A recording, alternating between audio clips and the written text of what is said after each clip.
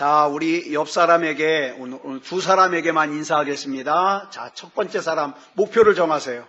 정했죠? 자, 예수님의 이름으로 평안이 당신에게 임하기를 축복합니다. 네. 자, 이제 이번엔 다른 사람을 노려보십시오. 똑같이 예수님의 이름으로 당신에게 평안이 있기를 축복합니다.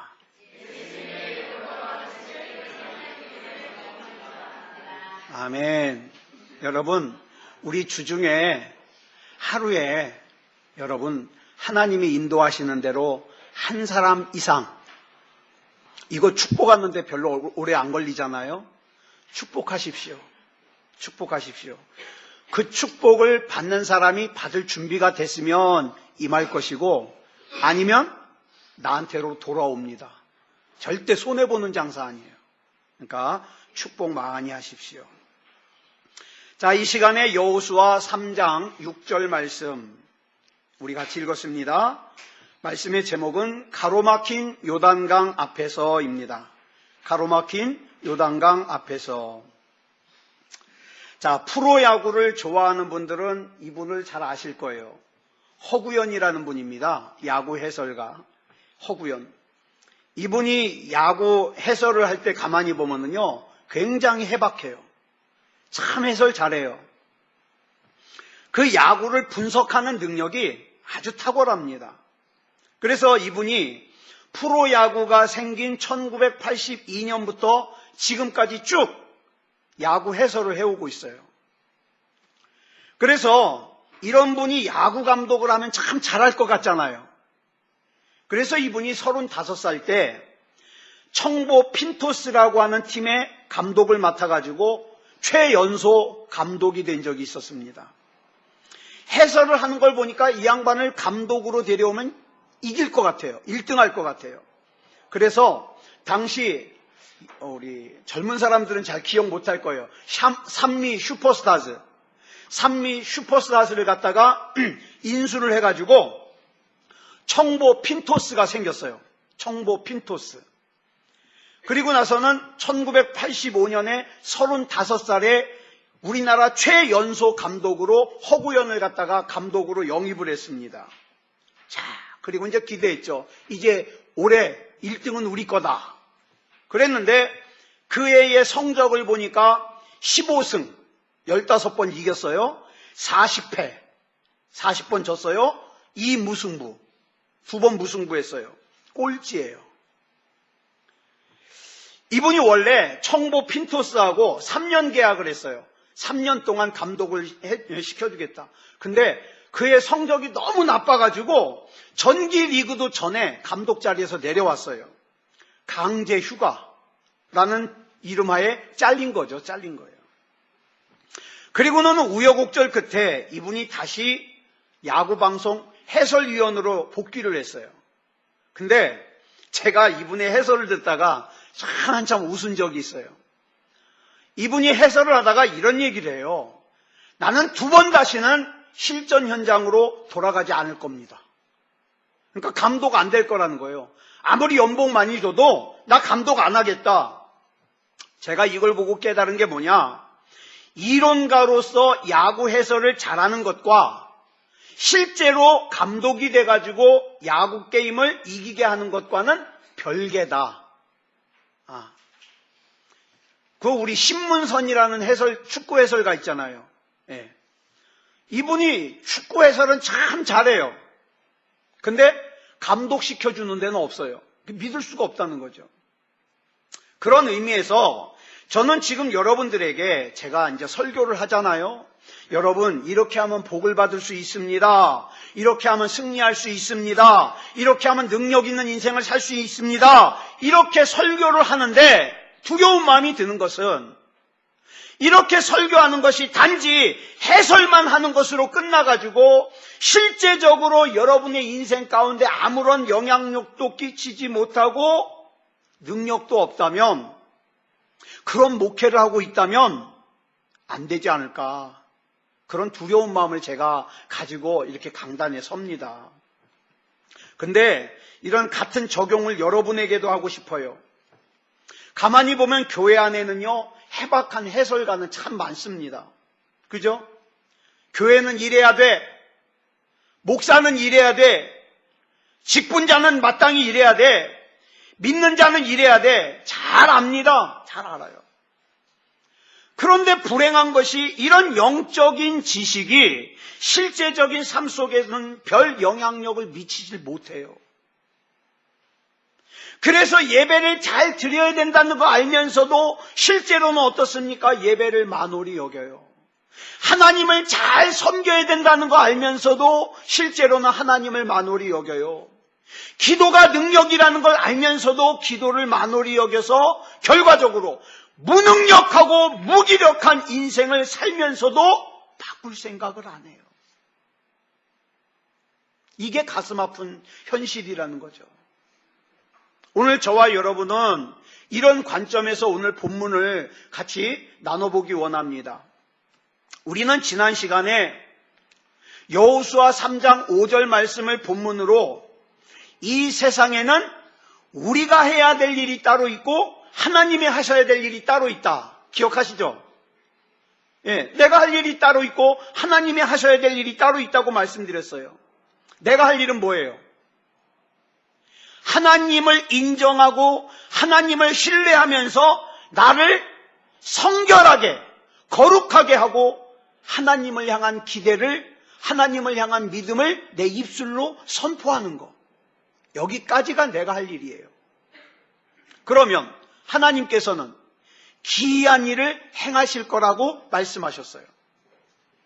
그런데 여기까지만 알고 여전히 예배를 만홀히 여기고 하나님을 만홀히 여기고 기도를 만홀히 여긴다면 야구 해설가에 불과해요. 그건 쓸모없는 지식에 불과해요.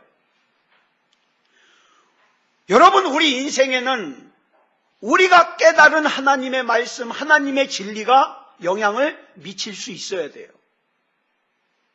그래서 본문 6절이 필요한 거예요. 본문 6절 보겠습니다. 시작. 여호수아가 또 제사장들에게 말하여 이르되 언약궤를 메고 백성에 앞서 건너라 하매 곧 언약궤를 메고 백성에 앞서 나아가니라. 여러분, 우리가 하나님의 일을 기대하는 거 중요합니다. 하나님은 기적을 행하실 거야. 하나님은 치료를 행하실 거야. 하나님은 능력을 행하실 거야. 중요해요. 그리고 우리가 입술로 선포하는 것도 중요합니다. 예수 그리스도 이름으로 명하노니 걱정 근심은 떠나갈지어다. 중요해요. 그런데 더 중요한 게 뭐냐 하면 그 믿음과 그 신뢰와 그 기대와 그 선포를 바탕으로 일어서서 실제적으로 믿음의 발걸음, 순종의 발걸음을 떼는 것이 더 중요하다 이 말이에요. 더 중요하다. 예배가 중요하다고 믿으면 예배의 생명을 걸어야 돼요. 기도가 능력이 있다고 믿으면 기도해야 돼요. 누가복음 15장에 보면 여러분 잘 아시는 탕자의 비유가 나옵니다. 17절을 보면 아버지를 떠나 굶주린 탕자가 깨닫는 내용이 나와요. 깨달아요. 뭘 깨달아요? 시작. 이에 스스로 돌이켜 이르되 내 아버지에게는 양식이 풍족한 품꾼이 얼마나 많은가. 나는 여기서 줄여 죽는구나. 탕자는 자기 아버지가 풍성한 분이라는 것을 깨달아요. 그리고는 이어지는 18절 19절에 보니까 이런 결단을 해요. 시작. 내가 일어나 아버지께 가서 이르기를 아버지 내가 하늘과 아버지께 죄를 지었사오니 지금부터는 아버지의 아들이라 일컬음을 감당하지 못하겠나이다. 나를 품꾼의 하나로 보소서 하리라. 깨달았어요. 근데 여기서 멈추면 해설가예요. 이것이 능력이 있어지려면 어떻게 해야 됩니까? 20절 시작. 이에 일어나서 아버지께로 돌아가니라. 이게 중요한 거예요. 오늘 본문의 상황을 보면 이스라엘 백성들은 하나님께서 가라고 하신 가나안 땅에 거의 다 도착을 했습니다. 이제 눈앞에 있는 요단강만 건너면 가나안 땅입니다. 그리고 하나님께서는 언약궤를 메고 가나안 땅으로 들어가는 데 있어서 이제 마지막 관문 요단강을 건너가라고 하십니다. 근데 여기에 문제가 하나 발생했어요. 여러분, 이스라엘 백성이 애굽에서 나와가지고 첫 번째 만난 문제가 뭐예요? 첫 번째 만난 문제, 홍해. 앞에 홍해가 떡하니 가로막고 있어요. 자, 이제 광야를 지나서 가나안으로 들어가는데 마지막 관문은 뭐예요? 마지막 관문, 요단강이 떡하니 가로막고 있어요. 그런데 우리는 생각하기를 홍해도 건너가는 거, 요단강도 건너가는 거, 둘 다 물 건너가는 거니까 뭐 똑같은 거다, 이렇게 생각하기가 쉬운데 아니요, 다릅니다. 둘은 달라요. 물론 둘 다 하나님의 은혜로 건넙니다. 근데 둘의 차이가 뭐냐면, 홍해를 건널 때에는 이스라엘 백성이 할 일이 있었어요, 없었어요? 있었어요, 없었어요? 자, 홍해를 건널 때의 상징을 보여주는 말씀이 출애굽기 14장 14절이에요. 자, 같이 읽어볼까요? 시작. 여호와께서 너희를 위하여 싸우시리니 너희는 가만히 있을지니라. 이스라엘이 한 일이 있어요, 없어요? 없어요. 가만히 있어요. 이게 홍해예요. 이스라엘 백성은 가만히 있고 다 하나님이 하셨어요. 물이 저절로 갈라졌어요. 그런데 40년의 광야 생활을 마치고 마지막 관문인 요단강 앞에 섰는데 요단강은 저절로 갈라져요, 안 갈라져요? 안 갈라져요. 이게 요단강과 홍해의 차이예요. 요단강은 저절로 갈라지기는커녕 여호수아 3장 15절을 보니까 이 시기는 곡식을 거두는 시기인데 물이 1년 중에 가장 많을 때예요. 많을 때. 자, 표준 세번역으로 제가 써놨는데 한번 읽어볼까요? 시작. 그 궤를 맨 사람들이 요단강까지 왔을 때에는 마침 추수기간이어서 제방까지 물이 가득 차 올랐다. 홍해 때는 물이 저절로 갈라져서 그냥 건너기만 하면 됐는데 요단강은 저절로 갈라지기는커녕 1년 중에 물이 제일 많을 때예요. 우린 여기서 시험에 듭니다. 분명히 이 길은 하나님이 가라 그래서 가는 길인데 왜 물이 막혔지? 나는 분명히 하나님의 일을 한다고 목회를 하는데 왜 앞에 힘들지? 이런 거. 이건 분명히 하나님이 원하실 일인데 왜 방해가 있지? 이런 거예요. 여러분, 우리 인생길에는 장애물이 참 많습니다. 그런데 이 장애물들을 크게 둘로 구분해 보면 홍해 같은 장애물이 있고 요단강 같은 장애물이 있어요. 홍해 같은 장애물은 하나님 앞에 간절히 부르짖어 기도하면 저절로 갈라집니다. 저절로 해결됩니다. 그래서 제가 가만히 보니까 간증하는 사람들의 간증 내용이 대부분 뭐냐면 홍해 같은 장애물이에요. 그래서 여기의 특징이 뭔지 아세요? 이 홍해 같은 장애물은요, 또 그거 해결받은 간증은요, 듣고 있으면 좋아요. 야, 저런 기적도 있네. 근데 끝나고 나면 뭐예요? 근데 나하고는 상관없어. 왜? 나도 부르짖어 봤는데 아무 일도 안 일어나던 걸 뭐. 여러분, 간증을 왜 해요? 기도하는 사람마다 다 홍해가 갈라지는 기적이 있으면 간증할 필요가 뭐가 있어요? 네가 경험하는 거 나도 경험하는데. 그렇잖아요? 근데 대부분의 믿음의 사람들에게는, 잘 들으세요, 대부분의 믿음이 좋은 사람에게는 홍해의 기적이 많을까요? 요단강의 기적이 많을까요? 요단강의 기적이 많습니다. 아무리 부르짖어 기도해도 요단강이 갈라지기는커녕 오히려 물이 1년 중 더 많아져요. 근데 가만히 보세요. 홍해는 이스라엘 백성이 애굽을 나와가지고 가나안으로 가는 첫 관문이에요. 그래서 당시 이스라엘 백성은 우리 신자로 친다면 뭐예요? 초신자예요. 초신자. 그래서 이 어린 신자들에게는 하나님께서 배려하시는 것이 홍해의 기적이에요. 제가 전도사 생활, 목사 생활 하면서 보니까 어떤 집안에 기적이 많이 일어나냐면 막 예수 믿기 시작하는 집안. 기적이 난리 나요. 이런 경험을 했다는 거예요.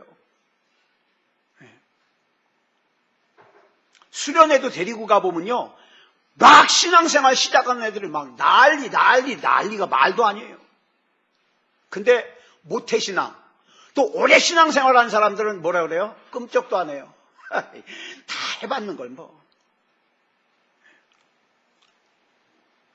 자, 40년 동안 광야에서 생활하는 동안에 구름기둥, 불기둥으로 보호하심을 받고 반석에서 나오는 물도 마셔보고 만나도 먹어보고 메추라기도 먹어보고 이런 과정을 통하여 하나님 앞에 불평하면 안 된다, 원망하면 안 된다, 불순종하면 안 된다, 이런 훈련과 이런 연단을 다 받아가지고 훈련을 받아가지고 이제 40년 뒤에 이스라엘 백성은 뭐예요? 성숙한 그리스도인이에요. 성숙한 그리스도인. 그런데 성숙한 그리스도인이 홍해 건널 때 그 초신자들과 똑같은 인도하심을 기대하면 되겠냐 이 말이죠.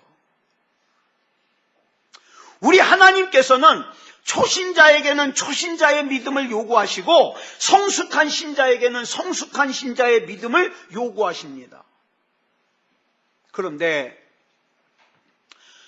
성숙한 신자가 하나님 앞에 맨날 졸라대는 거예요. 나도 초신자한테 한 것처럼 해달라는 거예요. 안 돼요. 안 돼. 그래서 하나님께서는 성숙한 그리스도인에게는 저절로 갈라주시지 않고 오히려 어떻게 하신다? 평소보다 물이 더 많은 상황을 주신다.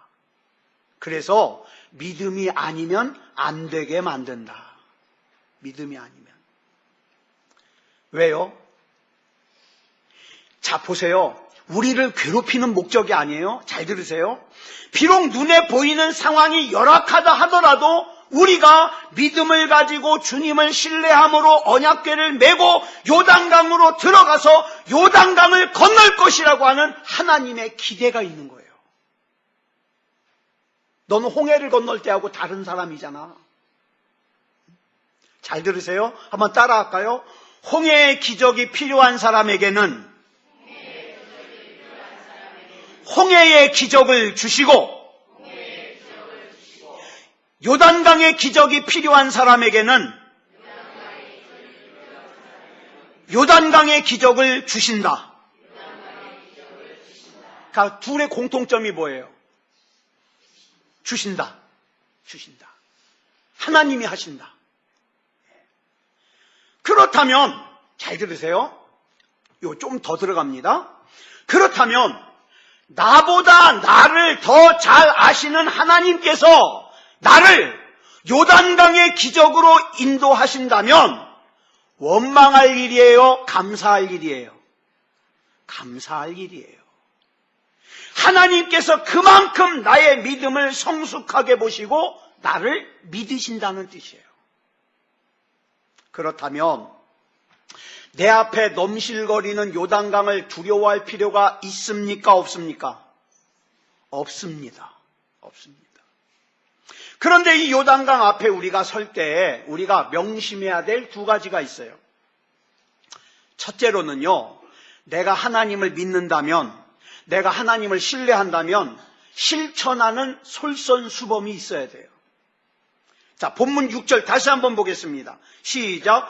여호수아가 또 제사장들에게 말하여 이르되 언약궤를 메고 백성에 앞서 건너라 하매 곧 언약궤를 메고 백성에 앞서 나아가니라. 자, 지금 이 순간 우리는 불가능한 현실에 우리는 들어가야 돼요. 여러분, 요단강이 상징하는 것은 저와 여러분의 상식으로는 불가능한 일이에요. 이 불가능한 일에 들어가야 돼요. 근데 여기 보니까, 오늘 본문에 보니까 앞장서는 사람이 나와요. 앞장서는 사람. 우리가 무슨 어려운 일이 있으면 누군가 하겠지, 그리고 눈치를 봅니다. 근데 앞장서는 사람 있어요. 앞장서는 사람. 누구라 그랬어요? 제사장들, 지도자들, 믿음이 성숙한 사람들. 우리 하나님께서는 아무에게나 언약궤를 메고 앞장서라고 말씀하지 않으십니다. 제가 볼 땐 여러분의 각 가정에서도 언약궤에 매야 되는 사람이 있어요. 근데 하나님께서 아무에게나 매라고 안 하셔요.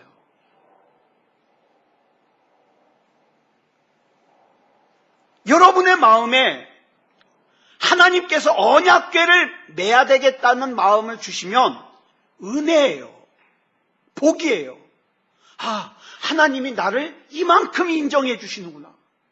복이에요. 그런가 하면 두 번째로 명심해야 될 것이, 그때는 발걸음이 하나님의 인재의 상징인 하나님의 언약궤를 메고 가야 된다 이 말이에요. 여기서 하나님의 언약궤를 맨다는 것은 하나님을 의지하라는 뜻이에요. 오늘날 저와 여러분은 참 힘들고 고단한 그런 현실을 살고 있어요. 아무리 주변을 둘러봐도 여러분을 위로해 주거나 여러분을 진심으로 보듬어 주고 도닥여 줄 사람이 안 보일 거예요. 왜 그런지 아십니까? 저와 여러분이 진짜 평안을 얻고 진짜 힘을 얻어야 될 통로는 오직 하나님의 언약궤밖에 없어요. 하나님의 언약궤. 이것이 없이 그냥 교회는 이래야 돼, 목사는 이래야 돼, 성도는 이래야 돼, 신앙생활은 이래야 돼, 이거 암만 설명해봐야 해설자에 불과합니다. 자, 여러분 잘 아시는 이야기 하나 해드릴게요. 갈릴리와 사해 이야기입니다. 이스라엘에는요, 크게 두 개의 커다란 호수가 있어요. 자, 여기 보면 요것이 보이죠? 요것이 갈릴리, 요것이 사해. 그 다음에 갈릴리와 사해를 이어주는 요것이 요단강. 그 다음에 요 위에 보니까 갈릴리 위에 뭐가 있어요? 요 뭐가 있어요? 예, 헬몬산. 헬몬산이라 그러죠. 자, 들으세요. 이제 이 지도를 보면서 설명을 드리겠습니다. 위에 있는 호수를 갈릴리라고 불러요. 아래에 있는 호수를 사해 또는 염해, 소금기가 많아요. 그 다음에 갈릴리와 사해를 연결해주는 강을 요단강이라고 부릅니다. 이 두 호수의 수원지, 물이 시작되는 곳은 헤르몬산이에요. 헤르몬산. 자, 근데 이 헬몬산이요, 날씨가 어떠냐면 위도가 우리나라 제주도와 비슷하기 때문에 날씨가 제주도하고 비슷해요. 그러니까 제주도라고 생각하면 거의 맞아요. 제주도.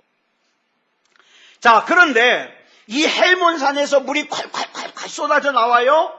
그리고 이 물이 어디로 흘러갑니까? 갈릴리로 흘러가요. 그 다음에 요단강을 거쳐가지고 사해로 흘러가요. 자, 그러니까 갈릴리든 사해든 물 근원은 뭐다? 물 근원은 어디다? 헬몬산이다. 헬몬산. 자, 그런데 똑같은 물을 공급받는데 갈릴리에는요, 무려 40여 종의 물고기가 살아요. 그리고 강 주변에 아주 수많은 나무들이 우거져 있어요. 그런데 사해는요, 생물이 다 죽었어요. 물고기도 못 살아요. 나무도 없어요. 왜 그럴까요? 물 근원은 똑같아요. 헬몬산에서 흘러온 물. 왜 그럴까요? 자, 사해는요, 받기만 해서 그래요. 받기만 해. 주는 거는 진짜 아까워해. 받기만 해, 받기만. 그러다 보니까 세월이 흐르면서 계속 염분이 쌓여가지고 바닷물보다 염도가 5배 내지 7배가 높아요. 여러분 거기 가면요, 여러분 수영 못하는 사람도 둥둥 떠요. 둥둥 떠요. 그래서 이 갈릴리와 사해를 보면서 이런 생각을 하게 됩니다. 이 세상에는 두 종류의 사람이 있는데 한 종류는 갈릴리와 같은 사람이에요. 흘려보낼 줄 아는 사람이에요. 흘려보낼 줄 아는 사람. 또 하나는 사해 같은 사람이에요. 받으려고만 해요. 받으려고만. 무슨 일에 앞장서는 법이 없어요. 그러면 생명이 없는 사해가 돼요. 반면에 흘려보내는 일, 솔선수범하는 일에 실천이 있으면 생명이 무성한 갈릴리가 돼요. 그런데 여러분, 갈릴리가 되려면 반드시 뭐가 있어야 되느냐? 헬몬산이 있어야 돼요. 헬몬산으로부터 풍성한 양의 물을 공급받아야 갈릴리가 됩니다. 이렇게 헬몬산으로부터 풍성한 물을 공급받는 시간이 언제예요? 예배 시간입니다. 예배 시간이에요. 그래서 저는 예배 시간마다 하나님께서 저와 여러분에게 풍성한 은혜를 베풀어 주시기를 기도합니다. 예배 잘못 드리는 사람은요, 일주일 내내 이 얼굴이 어떻게 삽니까? 찌들어 삽니다. 힘든 일이 있어도 부를 이름이 없습니다. 그리고 힘들다고만 합니다. 사해 같은 사람이에요. 마태복음 14장을 보면 유명한 오병이어 사건이 나옵니다. 그 15절을 보면 제자들이 예수님께 이렇게 말합니다. 우리 같이 읽어볼까요? 시작. 저녁이 되매 제자들이 나와 이르되 이곳은 빈들이요 때도 이미 저물었으니 무리를 보내어 마을에 들어가 먹을 것을 사 먹게 하소서. 그랬더니 예수님께서 16절에서 이렇게 대답하십니다. 시작. 예수께서 이르시되 갈 것 없다. 너희가 먹을 것을 주라. 여기서 제가 은혜를 느끼는 것은 하나님께서는 나하고 같이 일하기를 원하신다는 걸 깨달아요. 나하고 같이 일하시기를 원하셔요.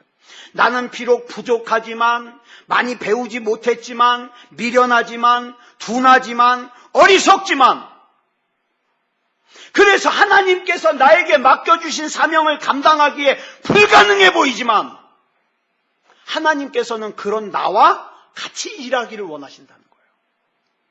그랬더니 제자들이 본문 17절에 보니까 저 같은 목사들이 할 말을 대신해줘요. 뭐라 그러니까 시작. 제자들이 이르되 여기 우리에게 있는 것은 떡 5개와 물고기 2마리 뿐이니이다. 저를 비롯해서 많은 사람들이 오해하는 것이 뭐냐면 하나님께서는 나를 통해서 일하기를 원하시되 내가 가지고 있는 것으로만 일을 하라고 하시지 않는다는 거예요. 이걸 못 믿으니까 하나님이 나 좀 쓰려고 그러면 뭐라고 이유를 댑니까? 아이고 하나님 나는 아이입니다. 나는 입술이 둔합니다. 아이고 하나님 보낼 만한 사람을 보내십시오. 그리고 어떻게 합니까? 뒤로 나자빠 앉아 있는 거예요. 일주일 내내 하나님 찾지 않아요. 예배 시간에도 하나님께 집중하지를 못해요. 그리고 어떻게 인생에 하나님의 기적과 능력이 일어나기를 바라겠습니까? 여러분, 저와 여러분, 우리 다시 한번 여호수아 3장 5절을 기억하시자고요. 저와 여러분이 할 것만 하면 돼요. 뭡니까? 하나님을 신뢰하고 하나님의 말씀에 순종하는 거. 그러면 하나님은 내일 하나님의 기이한 일을 하나님이 행하실 겁니다. 나의 손에 들고 있는 알량한 재료 있잖아요. 그거 하나님 손에 맡겨드리는 거예요. 내 재능도, 내 성실함도, 내 열정도, 내 믿음도, 내 재물도, 내 성격도 우리 주님께서 맡겨주신 사명을 감당하기에는 턱없이 부족하지만 그것이 우리 주님의 손에 들려질 때에 상식을 뛰어넘는 하나님의 능력의 도구가 된다. 그러니까 그것까지 저와 여러분이 염려하지 말자 이 말이에요. 필립스라고 하는 목사님이 있는데 이분이 이런 책을 썼어요. 네 하나님은 너무 작다. 네 하나님은 너무 작다. 이 책이요, 20세기 교회를 움직인 100권의 책을 선정했는데 거기 들어간 책이에요. 아주 훌륭한 책이죠. 이 책에서 필립스 목사님은 이렇게 얘기를 합니다. 현대 사회의 여러 문제들을 해결할 수 있는 크신 하나님을 발견하지 못하는 것이 오늘날 그리스도인의 가장 큰 문제요, 잘못이요, 실수다. 그러면서 또 이런 얘기를 해요. 당신의 인생의 크기는 당신이 믿는 하나님의 크기에 따라 결정된다. 그러니까 여러분이 하나님의 크신 하나님을 믿으신다면 여러분의 인생은 커져요. 근데 이건 하나님도 못해. 그러면 거기까지. 그러니까 기도 안 하는 거지 뭐. 어떤 가정에 믿음이 아주 좋은 시어머니가 있었어요. 권사님이요. 믿음이 아주 좋아요. 근데 이 집에 며느리가 새로 들어왔는데 며느리가 5년이 지났는데도 아기가 없는 거예요. 이 시어머니가 걱정이 돼요. 권사님이. 그래가지고 고민을 하다가 아가야, 우리 매번 예배 드릴 때마다 목사님 찾아가서 기도받자.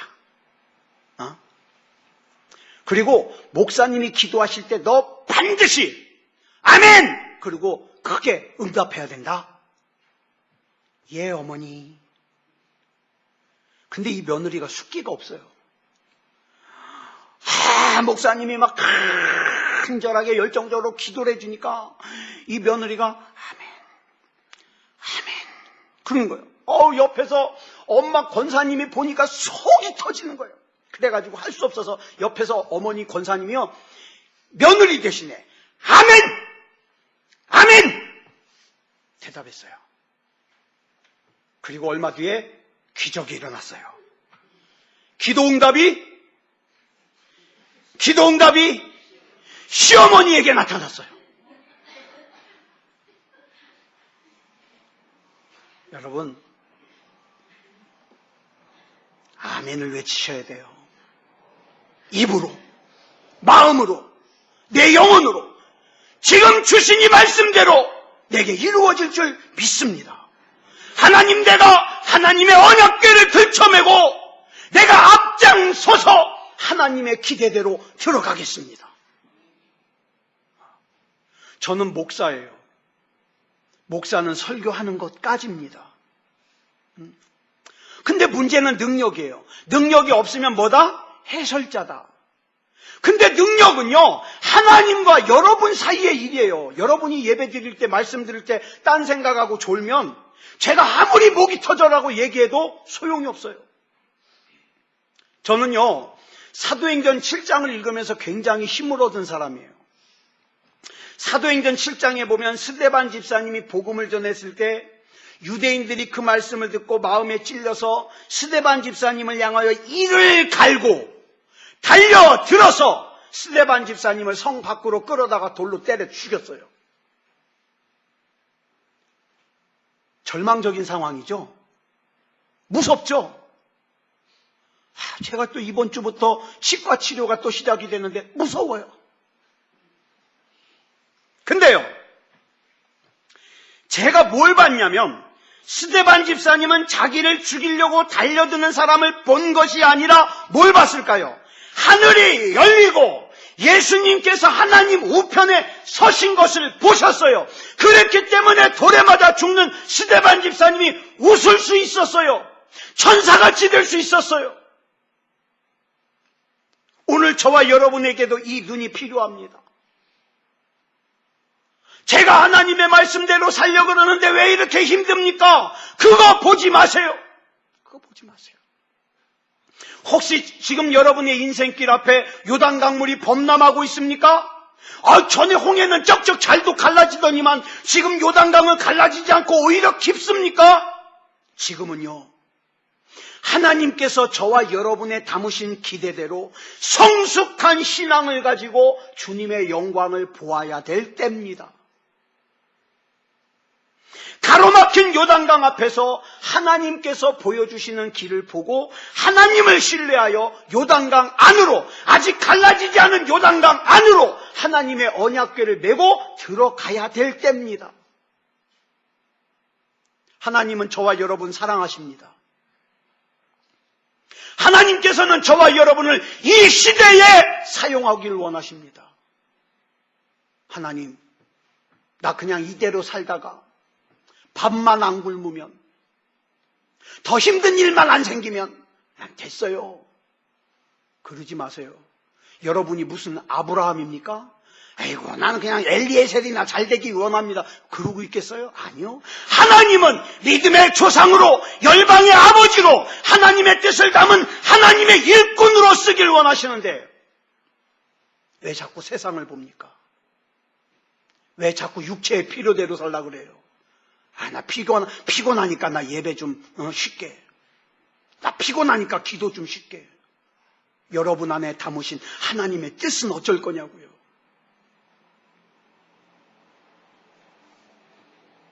사랑하는 여러분, 하나님을 신뢰하고 나아갑시다. 저와 여러분 안에 담으신 뜻이 있어요, 분명히. 그렇기 때문에 어느 순간에 보면, 제가 여러분들을 보면 어떤 분은요, 정말 하나님께서 요단강 앞에서 저분이 믿음으로 나아가길 원하시는구나. 그런데 의연하게 요단강으로 들어가는 모습을 보면 참 목사인 제가 흐뭇하면서도요, 너무 좋아요. 그런데 반면에 1년 전이나 10년 전이나 20년 전이나 똑같이 홍해 앞에서 저절로 갈라주기만 원하고서 자기는 변하려고 안 하면 정말 속 터져요. 우리에겐 시간이 별로 없는데 나중에 이렇게 떠나버린 시간이 얼마나 아깝겠냐고요.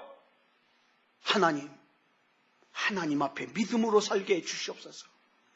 이제 내 남은 인생 가운데 헛되이 낭비하는 시간이 없게 하여 주시옵소서. 누가 이렇게 하나님 앞에 서시겠습니까? 자, 우리 반주 준비해 주시고요. 하나님은 저와 여러분을 축복하길 원하십니다. 하나님은 저와 여러분을 반드시 들어 사용하길 원하십니다. 자꾸 세상이 어두워져요? 세상이 악해져요? 하나님의 약속은 변치 않으십니다. 저와 여러분이 결단하면 됩니다. 저와 여러분이 순종하면 됩니다. 그럼 하나님이 일하십니다. 우리 이 찬양 부르고 합심으로 기도하겠습니다.